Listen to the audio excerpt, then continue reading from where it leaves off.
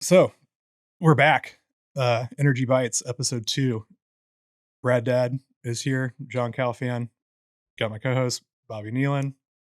And today we've also got Todd Bush from Decarbonfuse, as well as just I was trying to think about what year it was that I originally met you, and it's been a while. Yeah, it's been a long time for sure. I had to look back on what the company. I was like, I knew we even used the Energent, but I had to look back up what it was called. Yeah. Oh yeah, I did too. Because we used it in a number of places, the API and stuff, when Bobby and I were working together, and then they got bought, and I also haven't worked at a company that needed it. So, but no, we've got Todd Bush.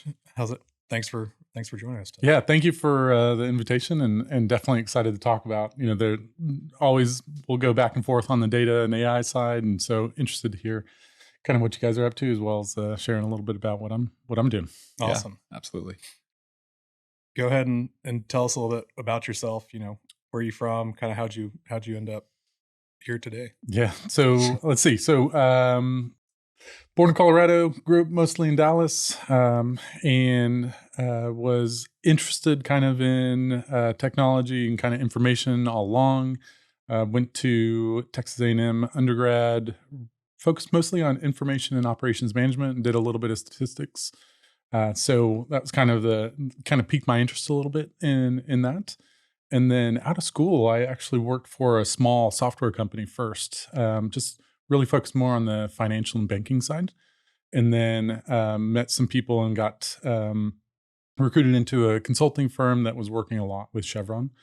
And so I kind of found an inroad into Chevron and was a kind of like a program manager. And one of the first projects there was a company-wide technical portal that included everything from the initial kind of regulatory planning all the way to drilling and production to what happens kind of on the workover side afterwards. So that was kind of my first foray into, all the information, kind of all the different workflows that are across different teams. And so from there, it's just been kind of expanded into a number of different products and projects. And so good stuff. It's Todd's humble description of a successful software entrepreneur.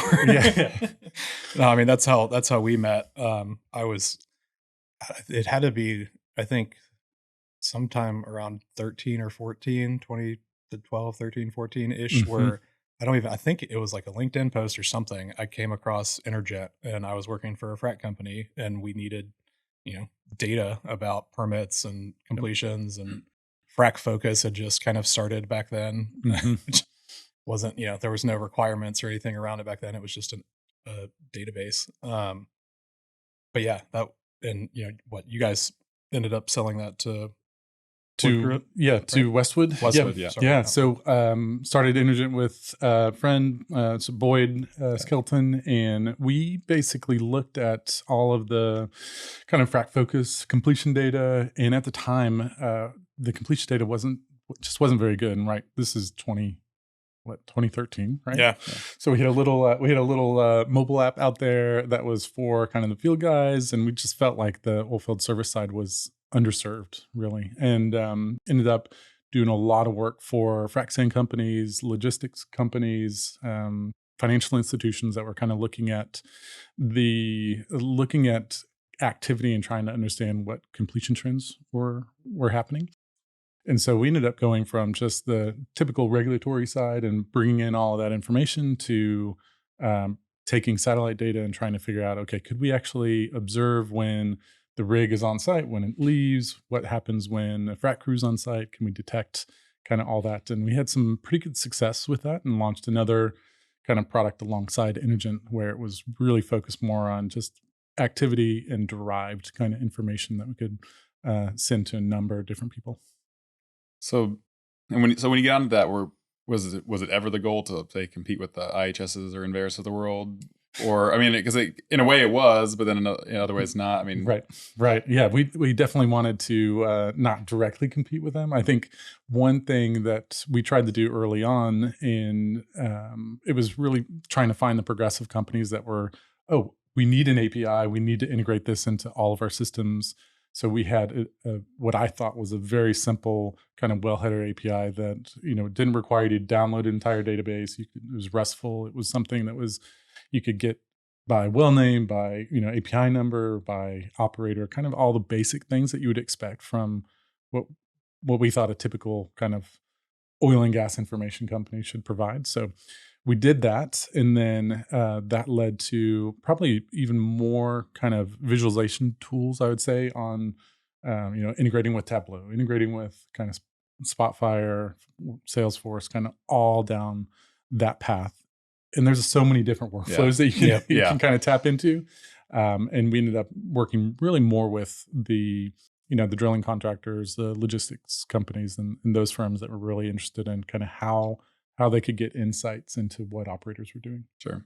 So Energent was your first startup, really, that you were with RigData, I saw a little bit? Or? Oh, yeah. So I kind of skipped over that for a bit. So I joined, I left Chevron because I kind of had like an entrepreneurial bug in just trying to do something. So I had, when I left Chevron, started a couple little side projects kind of on the software side, joined RigData, and really the emphasis at RigData was relaunching a mobile app and building out kind of a enterprise data kind of product that they didn't have at the time. And so stayed there for a short period. I was hoping that I could actually at one point kind of take over or buy the company from the existing owners. Okay. And that didn't work out. They wanted to hold on to it, which I definitely understood. And that really spawned kind of Energent and really forced me to make a decision of, okay, I can stay here and work and help kind of build out the product landscape, or kind of start Energent and go off on that. And so that's what I did. Sure. So with Energent then, so did y'all start? So again, I think as I understood, like Boyd was probably more fingers on the keyboard, and then you were driving the kind of the direction of the product, or yeah. And then I would say I was trying to create some of the reports and the kind of visualizations that we were doing. So, along the way, we decided to pick up R as kind of a language for some analysis, some models, and really more probably in the way that I use it is really just a visualization tool, making it easy. And so we picked that up and ran with it and really improved kind of our ways of producing basically reproducible research, if you will, around oil and gas information, which at the time was probably, R wasn't very well known, but it was kind of coming into the scene. I think that's one area where we helped kind of we'd bring analysts on, teach them R, or hopefully they even had some kind of R skills, and then go to town on what we can do for completion metrics, or proppant kind of insights, or anything around kind of the completion and production side. Yeah, so let's dig into that. So I mean, was R kind of part of the Energent story like pretty early on? Because I remember talking to you when you were at Westwood, and you had some people working on, and you even had maybe an R library to help pull data out. But. Yes, yeah. So we ended up, I think there was a point in time when we talked about releasing kind of open sourcing some of the tools that we built around, because we had all kinds of R packages that were built specifically for the kind of wellheader information, specifically for some of the proppant data, even getting into some of the more detailed completion side, where we had kind of pressures and ISIPs and a few other kind of metrics around kind of the completion data. And we didn't, but I think I'm sure those still still exist, still being used, because they were a great kind of foundation for us to take the research and actually do something more with the information. For sure. So I mean, at that point, I guess we can. I didn't know where we were going to go with some of the technology, but like I love R. R was probably it was my first like coding language, and I still love using it when I get the chance. So at the time, was R Markdown a thing? It was just R Markdown was a thing, and we tried to do some of the if you remember some of the PDFs, and publish it with kind of Markdown. Some of that worked well, some of it was just okay, but we ended up taking all the ggplot and dplyr and kind of all the tidyverse now, right? Yes, all the packages, and using those in a way that we could kind of run through, oh, here's the updated information. Here's, whether that's, say taking some of the propent data that we had and creating some of the kind of quarterly reports around that. We could run through that pretty quickly and kept our, the whole idea was, okay, we can do more with less. Sure. And with R in the reproducible side and then our own data, then we could do a lot. Yeah. Walk me through why y'all went with R over something else, just out of curiosity. So we started off with kind of a Ruby on Rails application.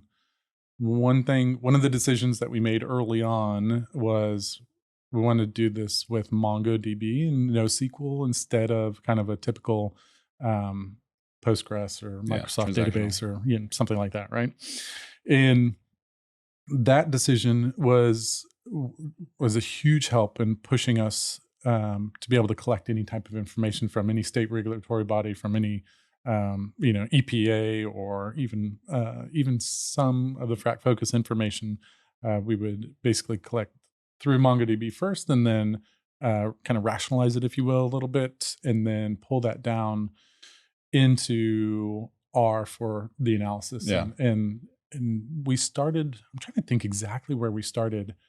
We had at the time we started doing a lot of kind of LinkedIn posts, articles, and having some key charts in there. One of the things that we found with R is we could kind of differentiate the chart, make it look a little different, kind of style it in a way that was unique to us. And so we continued doing that for marketing purposes and then pulled that into some of the research reports. So were y'all just using it for just plotting, or were you doing any kind of analysis and stats and stuff on the backside? On the backside, we did all the analysis and I would say some of the modeling. So we had kind of our quarterly forecast for drilling completions. We had part of that in R. We always wanted to move 100% into R, but there was just some things that were easy to do, in Excel. Like if you want to tweak some of the, growth factors, or we believe, the rig activity or drilling activities didn't go down in a particular quarter or particular area. It was just easier to tweak some of that in Excel. But really, the R gave us the front end work of that to kind of really reduce how much effort we had to put into it. For sure. So you can use R in production. Yeah. Proof. Yes.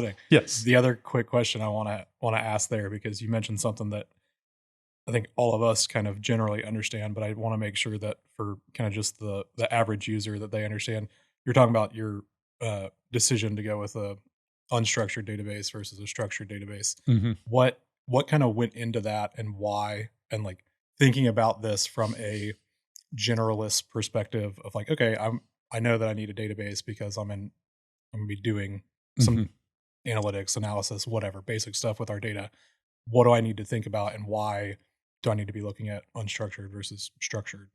Yeah, well, interesting. I know that's a big question. Yeah, but that's. let me rephrase it. What benefits did y'all find from going with an unstructured database versus a more traditional SQL structured type database? Yeah, since we were thinking about a couple different products, we had MongoDB on the back end so that we could pull in state regulatory information from any place. And so that would be everything from PDF documents to Excel spreadsheets to shape files. Going directly into an unstructured database allowed us to say, okay, at this state level, we don't care how you define your individual record. We're going to take all of that information, and whether that, if well names repeated and a lease names repeated, and you have kind of all this duplicate information, that's fine at one level. We'll pull that all into that kind of state, we'll call it state repository on the MongoDB side.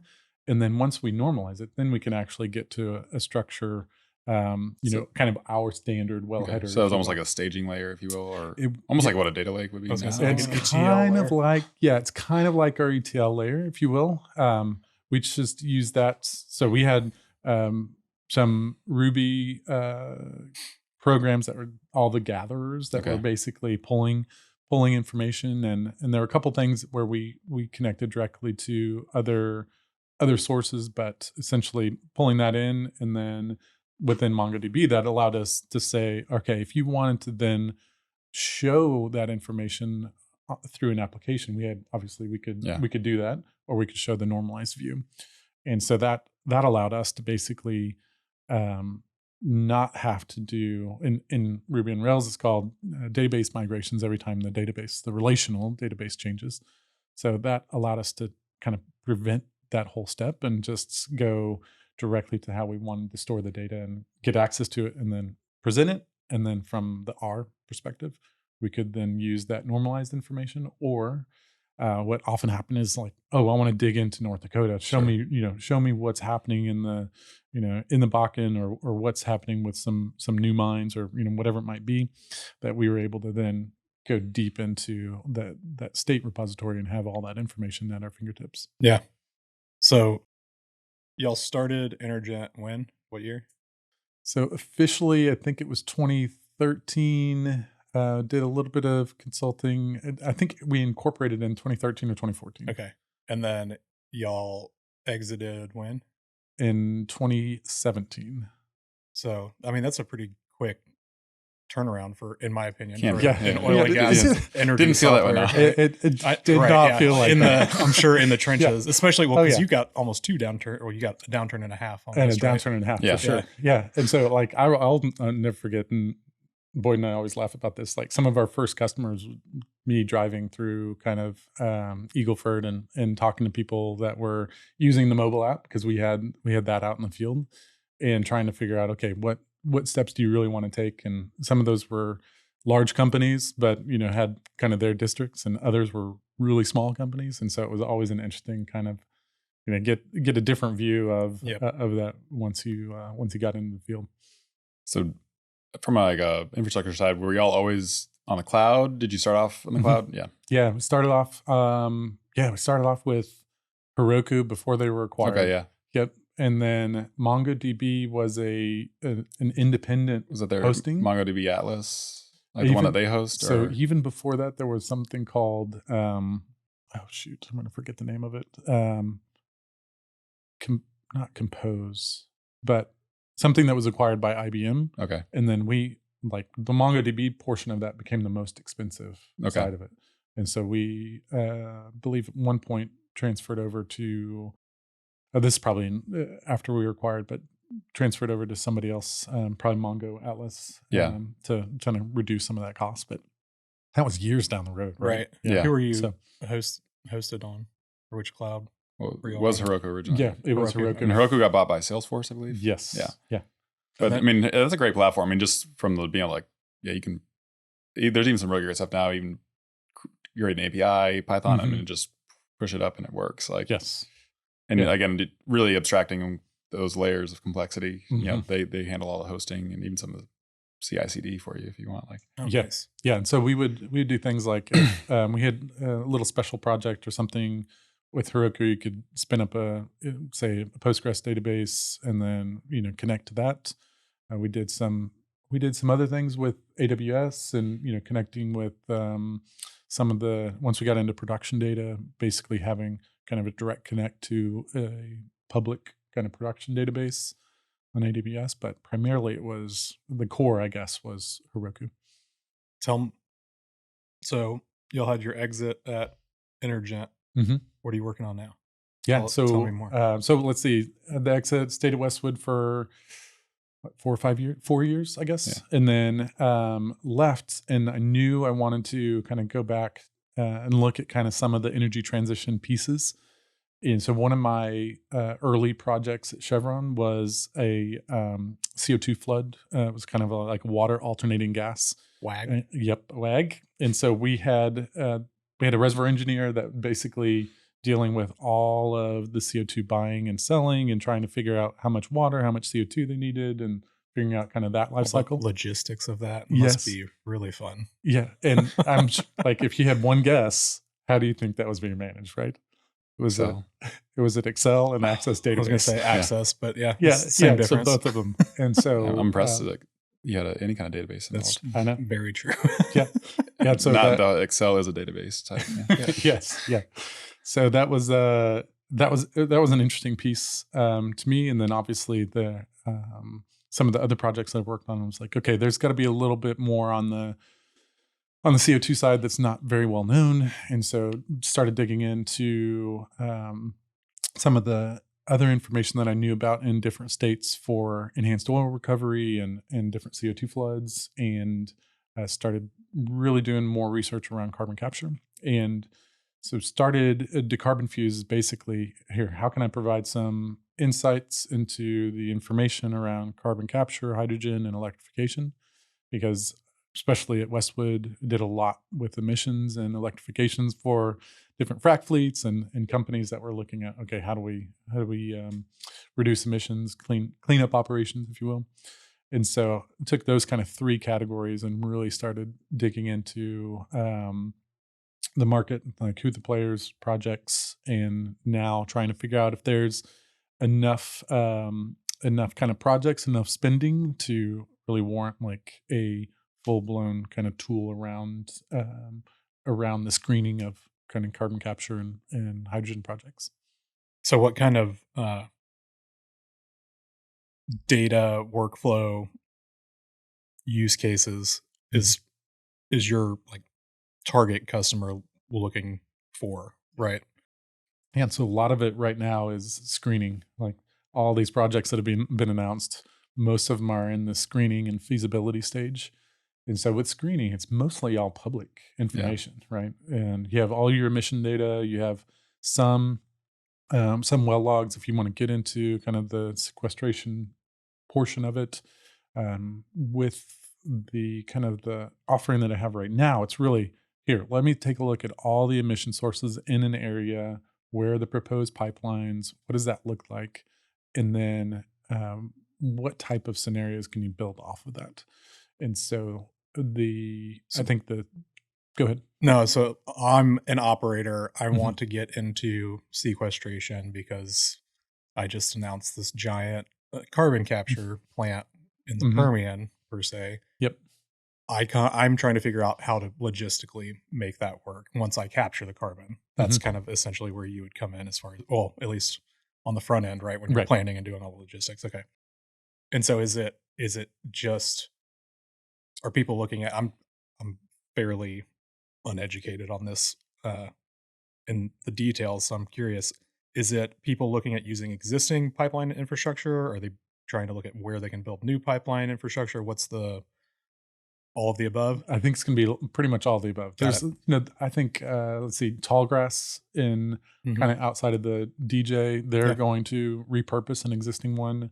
There's a couple of conversations happening in the Permian about repurposing and connecting into some of the existing CO2 pipeline that's already there, because there's, there's thousands of miles already. Right.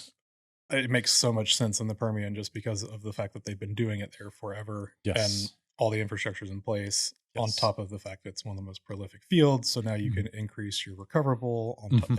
So I don't think people understand how like oil and gas companies basically get to double dip on this, right? Yep. We get penalized for the emissions, but then we get the tax credits for pulling the emissions out of the air. And then we also get the upside of taking our recoverable reserves from whatever 20, 30% up to 40 to 50%. And so it's it's a great idea in my perspective, if you can figure out the physical logistics, not just physically moving it around, but also the physics that go into capturing it and powering it and all that stuff. But something that's coming to mind for me, I mean, is it the same friction for like new pipelines if they're allocated towards CO2 as That's a good question. Oh, yes. Yes, completely. No pipelines, right? It's pipelines. No pipelines, period. Yeah. Well, I didn't know if that was the thing, because if you could say, well, this is for CO2, and then like 5 years down the line, like, you know what? This business isn't working for us, but now we got good takeaway for natural gas. Infrastructure for anything else. Yeah, infrastructure. So if you, there's a company called Summit Carbon Solutions. They're running pipeline. They want to run pipeline through the Midwest all the way up to North Dakota, where they already have, I think they've already been permitted for the sequestration well up there, but they're fighting all types of battles, counties, states, and all that federal, everything, to get all the approval. I think they have 2,200 miles of pipeline that they want to build. Wow. And it is a web of infrastructure connecting ethanol facilities all the way through, back to the sequestration site. Yeah. So huge project. Yeah. And will be awesome if they can get it all done, but they have an uphill battle from the community. Yeah. Well, I mean, that's something to me that is just so underlooked in the energy space is like, oh, well, we need more refineries. Well, it's going to take 5 years to do a study to figure out where and how and all the environmental, all the, NIMBY effect and political stuff just to scope it out. Right. And then it's and then it's going to take another 5 years once they do that, if they get the permits and approvals and all that to build it, and it's going to cost $1 billion. And so it's like people don't realize, the time, effort, and scope that goes in, and just like the amount of logistics, right? Like getting local, state, and federal for 2,200 miles sounds like a complete nightmare to me. I'm so glad I don't do that. Completely. And so we'll see if that happens. But back to the Permian, there's this huge kind of wave of carbon capture projects that were announced around ethanol facilities, mostly in the Midwest. So that's all kind of moving forward.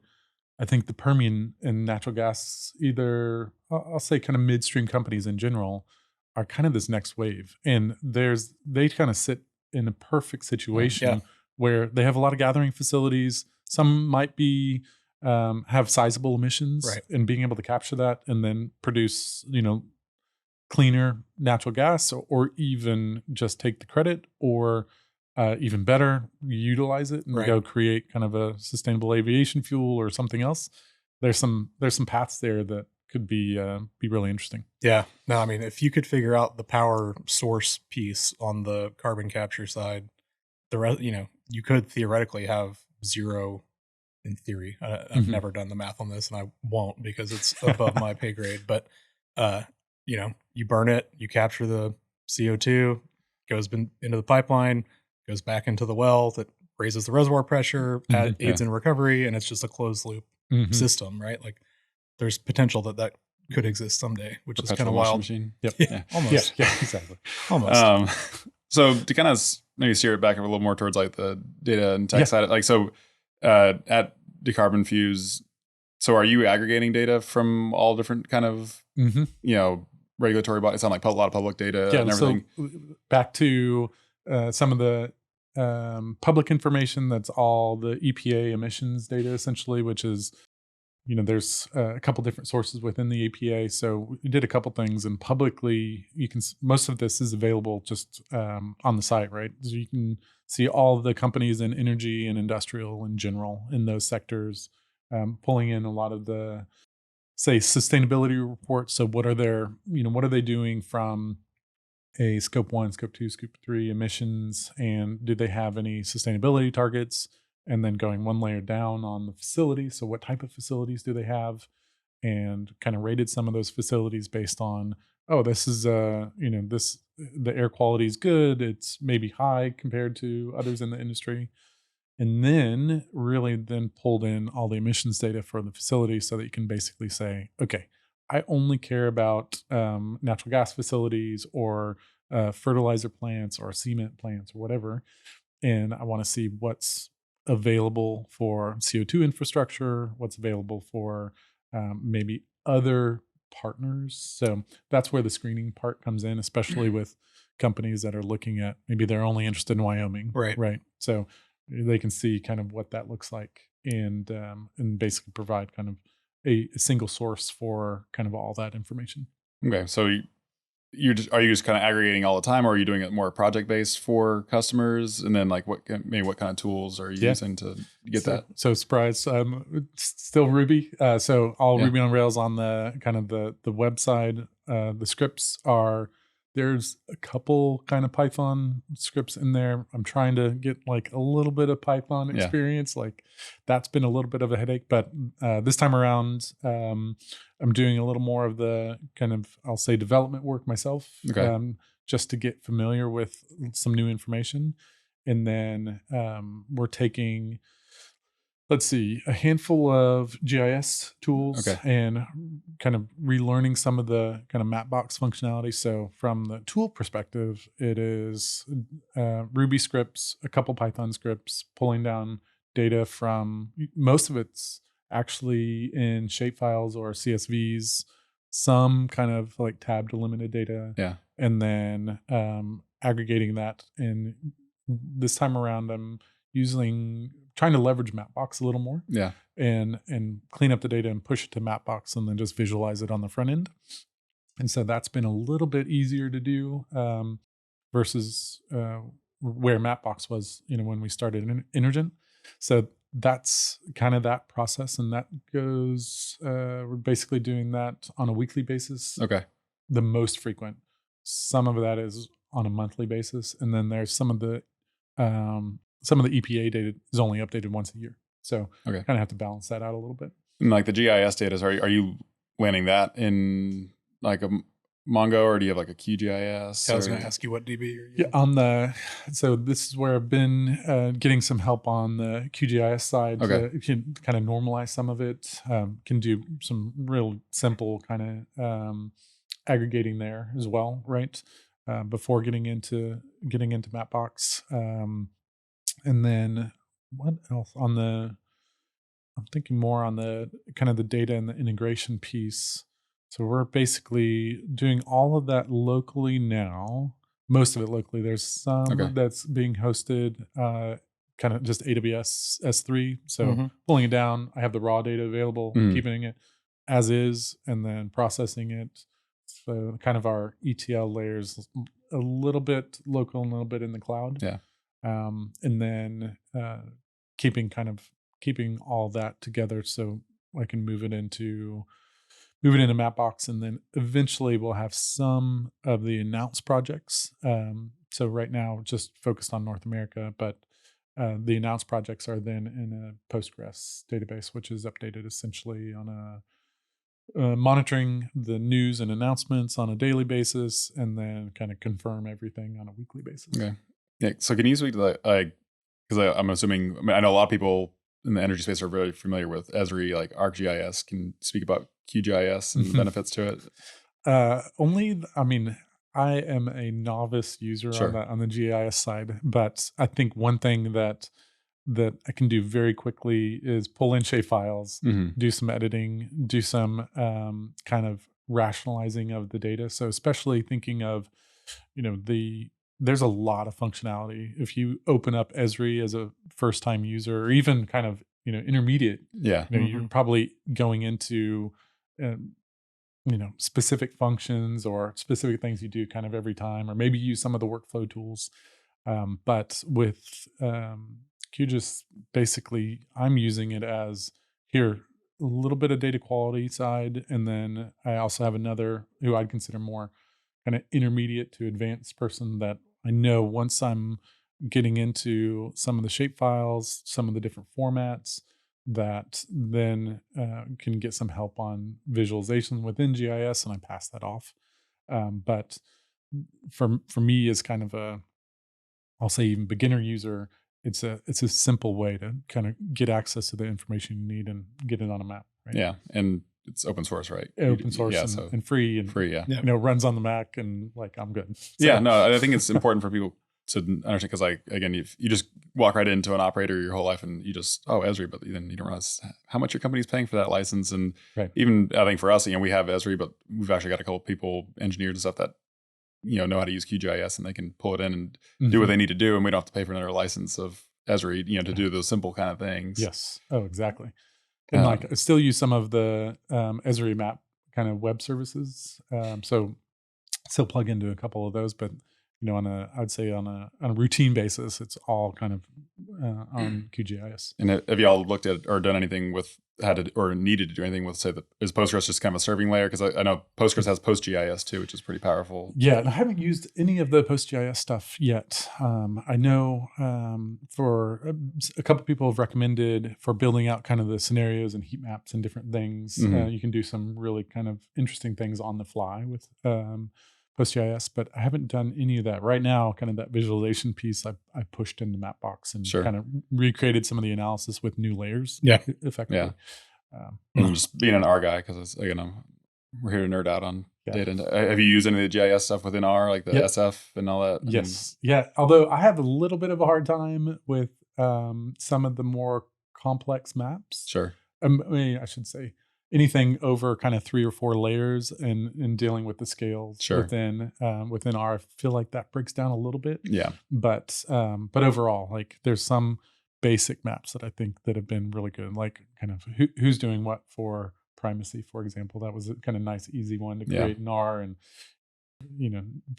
simple there, being able to get points on the map. Yeah. So I mean, easy. As someone who's used Mapbox in a number of places for a number of reasons, I completely agree with you there. Like there's so many, especially with like the GIS and ArcGIS, just like, hey, there's this free thing over here, or close to free if you're beta prototyping stuff, where it's like, hey, you can go try this out very easily, copy and paste API key. Now you have a Mapbox plot in your Power BI instance or in your website that you can just embed, right? It's a very, I think there's that's one of the reasons I wanted to do this podcast, is because there's all these tools out there that everyone uses that it's like, oh, I didn't know about that. And that's really nice, right? But what kind of, let me back up. I want to talk a little bit more about your satellite experience, because I think that's fascinating. Yeah, just like satellite data it's is fascinating by right? itself, hard stop. But then also the industry is starting to use it more and more for a lot of really interesting things. I mean, there's a number of companies. Josh Adler's company, they changed their name. It was SourceWater. It was SourceWater, and I'm sorry that I'm forgetting the new name, but like that's built off of that, right? Like a lot of their stuff is Kairos. There's a lot of stuff. So talk a little bit more about that. Like, what are the limitations of it? How do you see it really making an impact on the industry now and moving kind of in the future?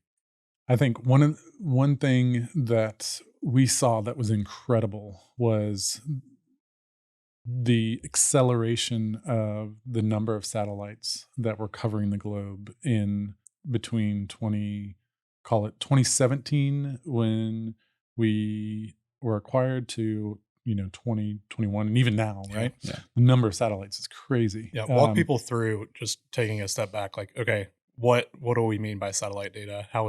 What does that look like? Who are you getting it from? How often? All of that kind of stuff. So there's a couple, I'll say, open source, satellite ready, kind of analysis ready imagery companies out there. And so you have kind of Landsat would be one that would be, you get certain coverage, I think, on a month. So it's been a little while, but it's around a month type of view of probably 10 to 30 meter resolution. And this is where, so right when you start getting into the frequency and the resolution is what's so important, right? And that's where the cost is. But we ended up using because there's a couple different providers, right? Yeah. Who are they? So Sentinel is some of the data that you can acquire that has several different layers to it, right? So you could get the typical kind of RGB, which is your visualization for what you would probably see in most applications. Then they have some vegetation layers that kind of pre-built almost. And they also had some layers that were pre-built around detecting moisture and water. So those... now they've got Sentinel 5P, which is the methane one, right? And methane, yes. So that's coming. And I know there's a couple companies that are already trying to use that as well. I think where we started was a concept of, can we see... that was very futuristic 5 years ago, right? Yes, like that was like, can we see permits? It's like, can I detect pads before the permit is there? We knew for a fact there were companies that were developing and clearing the pads before any notification or regulatory report was out, right? Knew that for a fact, and we knew we could kind of try and identify those visually. It's like, okay, this would be that would be stellar. And then you start going down that kind of value chain, and it's like, oh, well, if I can confirm the rig on site, right? If I can confirm the frac crew and looking at the frac activity, and then even afterwards, can I tell when the frac crew leaves, and maybe there's flow back, maybe you can tell something's happening, but when will it actually get to production? And so that kind of value stream, or kind of chain of events, I would say, we tried to automate pieces of that and really begin detecting kind of the permit side. So this is a funny thing where I think there were a lot of companies talking about this at the same time and doing different things. And you should look at some of the, like, and Boyd and I sat down one day and started kind of making up stuff about, well, like, what if we could detect kind of the permit date beforehand, and the drilling dates and the rig dates and frac dates and everything else, and started kind of putting a process to it.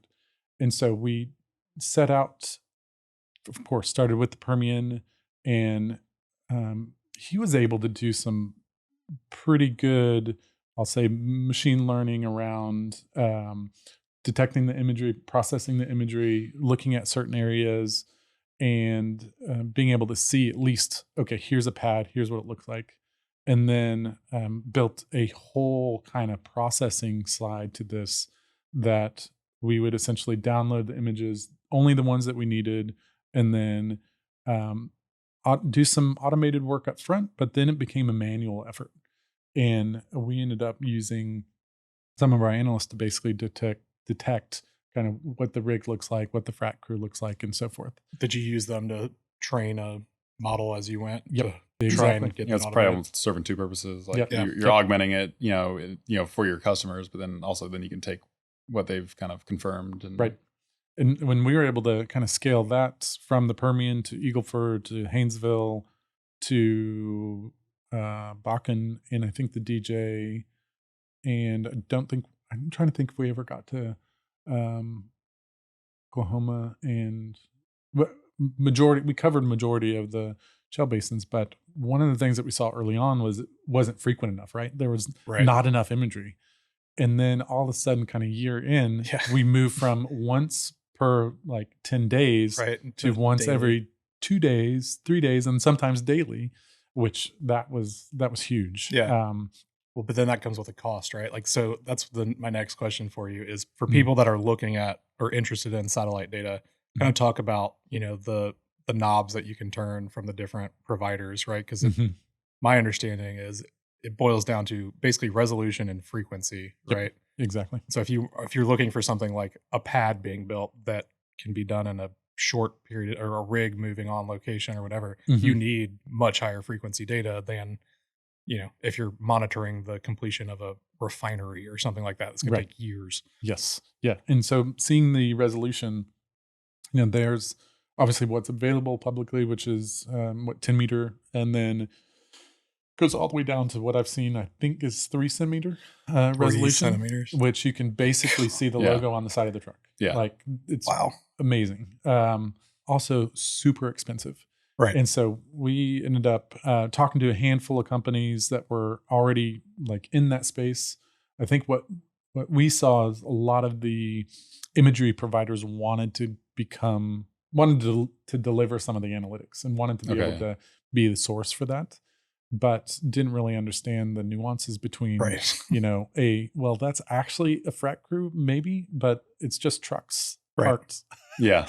That's staging ground. Like, so we had some, we were able to kind of combine some information that others weren't, or actually others weren't doing at the time. But just buying the satellite imagery, we went and got quotes from everyone to do the Permian, and it was ridiculous. This is obviously the pricing has come down, but at the time it was, several million just to do the Permian. And then you ever just consider what's going to cost me to put a satellite in orbit? Yeah, exactly. Which is, I think, what some of the companies are doing now. But it's like, wow, that's taking it to another level. Yeah.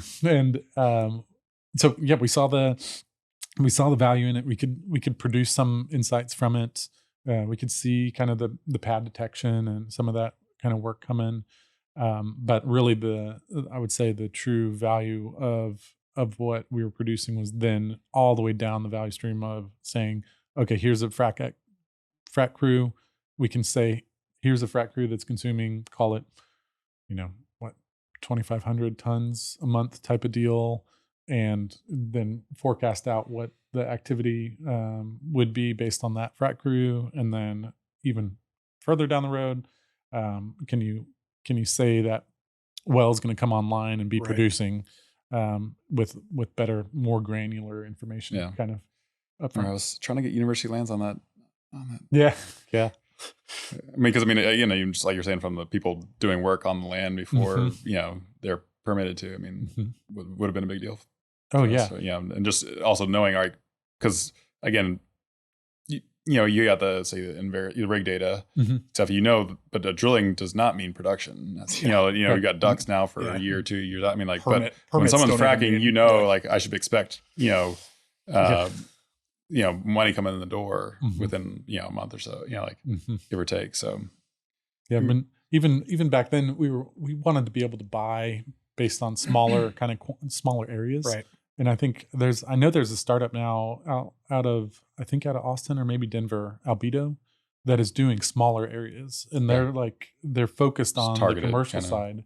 And I think that could be a winner, because just serve me the data that I need. Also, don't try and build the analytics on top of it, because I have a very custom nuance use case or application for it. Yeah. Yep. Just give me the data. Now that's interesting. So I'm gonna roll your machine learning kind of comments from that into the next question, which is how do you see ML, AI, GPTs of the world playing into the the energy space today and in the future? Like, where do you see that being kind of the most impactful?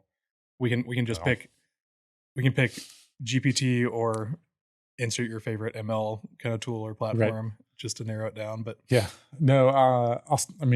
everyone seems to be talking about GPT, so I'll start with that and then we can work backwards. But there's so many interesting little use cases that are probably being tested and piloted right now on and with ChatGPT, that I think you could, if you can get by some of the privacy concerns, I'll put that to the side, but just some of the use cases, like being able to pull in drilling docs and answer questions around kind of the drilling process without having access to WellView or without having access to whatever drilling tool you're using.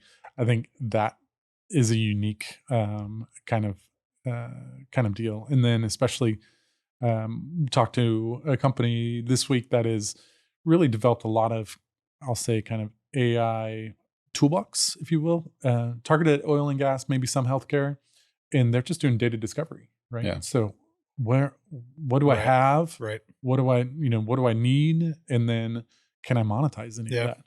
Can I go sell some old kind of well information or logs or, defits or whatever? Do I even have it? Yes.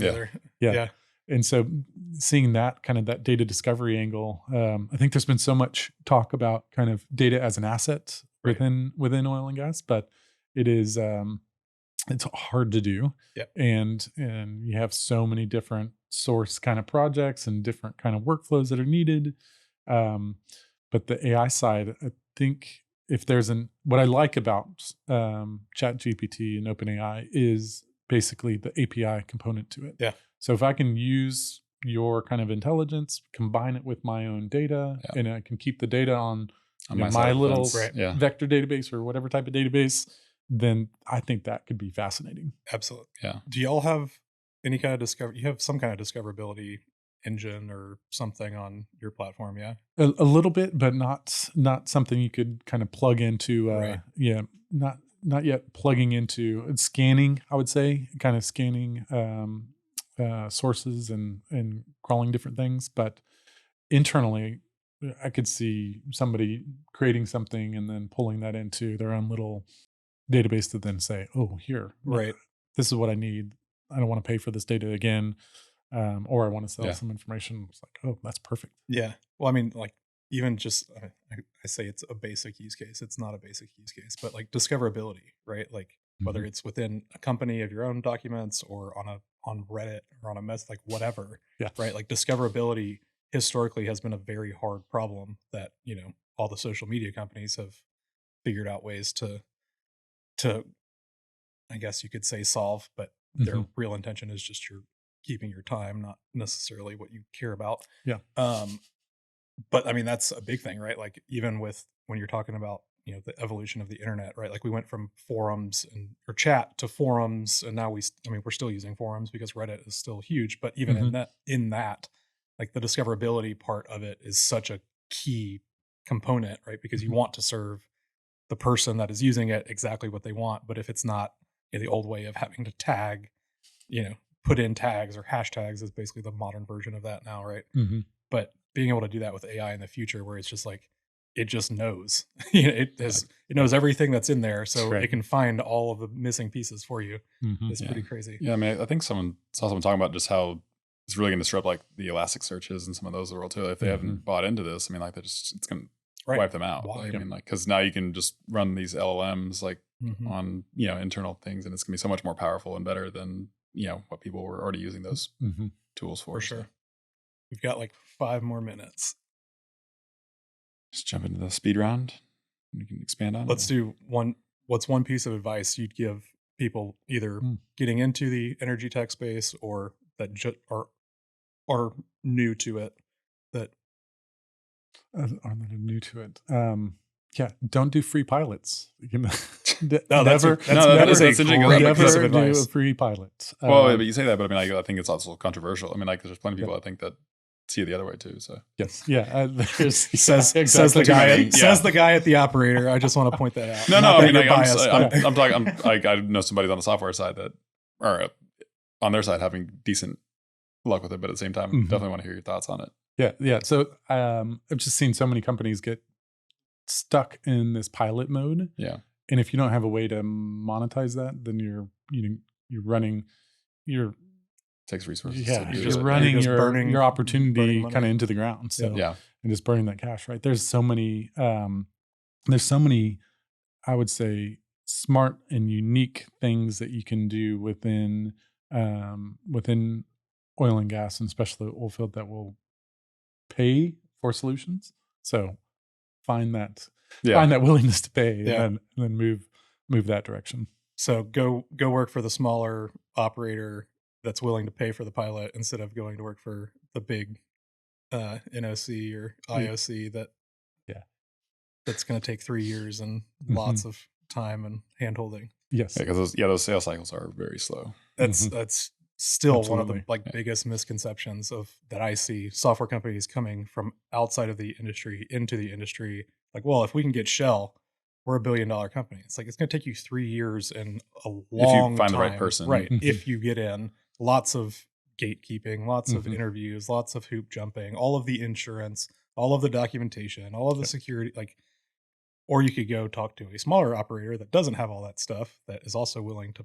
potentially pay for it because they're not going to be able to duplicate it themselves. Right. Another big risk that you have. But all right, Bobby, let's do the speed round. Yeah. So what's your favorite cloud that you've used? Favorite cloud? I think just some of the simplicity of AWS and S3. I still use it today. I've been using it forever. It's just easy. Yeah. I mean, S3 is probably one of the best cloud offerings that there's been, and it's to the test of time. Yeah, I probably have 3 accounts. I'm still getting billed, but it's like $1.25. Oh yeah, no, I've got to. I don't even know what that is. That could be something I don't even know. But, it's not some maintenance thing. Let's go down. What's your favorite managed service? I mean, I know you mentioned Heroku previously, but probably. I mean, I've just been using Heroku for so long. I would say that's probably still the one. There's several coming out that I'm kind of watching, kind of more on the Rails side, and then I still think there's this little gap with some of the R and RStudio stuff that's kind of fascinating for kind of deploying deploying some dashboards and different things like that. But Yeah, I just don't know if they're shiny sir or the some of that. some hasn't been great, but that didn't work out so well. But I'm still kind of keeping an eye on that to see what else you can do I there. think Freddie Drennan. I don't know if you follow him on LinkedIn or not, but I know he's got some like indexer thing where it's supposed to be really help like push your R projects up to the cloud. The cloud. Yeah. Cool. About security tool. Oh man, security tool. This was written by someone who has never dealt with IT security in his entire life. So okay, you don't have to answer that because I just threw that on there because I was like, maybe. I don't even know. Like, I guess probably a better Boyd question. I don't know. Yeah. That's like, I would be like something like Auth0 that makes authentication easier. But let's do visualization tool then. Oh yeah, I'd definitely go with R, and then I still go back to some of the, I guess, JavaScript components like D3 to do some kind of unique things. I think that's what libraries in R? ggplot. ggplot, doing a little more with SF for sure, and then now I'm gonna have to come up to speed on kind of the tidyverse piece of that as well. Well, I mean, ggplot's a pretty core component of tidyverse, but I mean, one that if you're talking about the D3 and you've like ggplot is Plotly. And then because they have ggplotly, so it was basically a wrapper. So you just wrap that around your ggplot code and it makes it interactive. Yeah, that would be fantastic. I haven't used Plotly in a long. I remember seeing it when we would do some kind of visualizations, but I haven't personally used it. Yeah, but I mean, if you're using any R, like I mean, literally, it's just simply install the Plotly library, but then like they have the ggplotly call. You can just wrap your ggplot in ggplotly, and it makes it interactive, and it brings in all the same formatting. And the formatting piece is like it keeps it like your ggplot formatting, however you made it, but then it makes those pieces interactive and markable and all that kind of stuff. Cool. This is why I love coding, because it's like, hey, you used to have to do all these really hard, monotonous, boring things, and another wrapper. Now you just wrap and Plotly's built on top of D3, so okay, there you go. Awesome. One more. Yeah, one more. Let's go. What's the most interesting, like, emerging, bleeding edge tech that you're excited about?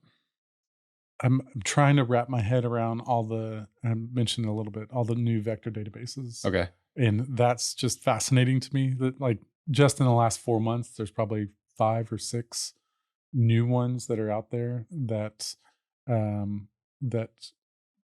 so the kind of use case that I'm trying to look at is, all right, can I take any type of policy documents or research reports or anything like that, create embeddings within kind of the Pinecone or what is the other one, Chroma that I was kind of looking at, and then use that with the OpenAI API and create something.